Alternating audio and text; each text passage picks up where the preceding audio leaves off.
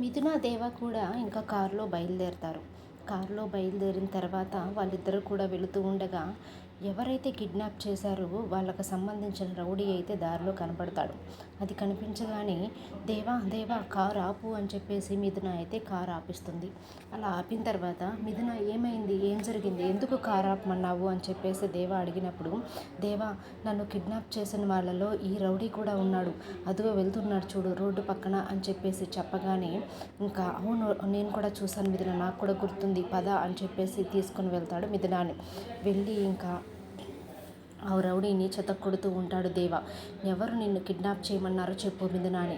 మిథునాని ఎవరు కిడ్నాప్ చేయమన్నారో చెప్తావా లేదా నేను చంపేయమంటావా అని బెదిరించినప్పుడు, అప్పుడైతే మిథునాని కిడ్నాప్ చేసిన ఆ రౌడీ చెప్పేస్తూ ఉంటాడు, కిడ్నాప్ చేయమన్నది ఎవరు అని చెప్పేసి చెప్పేస్తూ ఉంటాడు. మిథున వాళ్ళ బావే కిడ్నాప్ చేయమని చెప్పాడు, వాళ్ళ వదిన ఉంది కదండి, వాళ్ళ తమ్ముడు కిడ్నాప్ చేయమని చెప్పాడు అని చెప్పేసి కిడ్నాప్ చేసిన మనిషి గురించి చెప్పగానే ఒక్కసారిగా దేవ, మిథున షాక్ అయిపోతారు.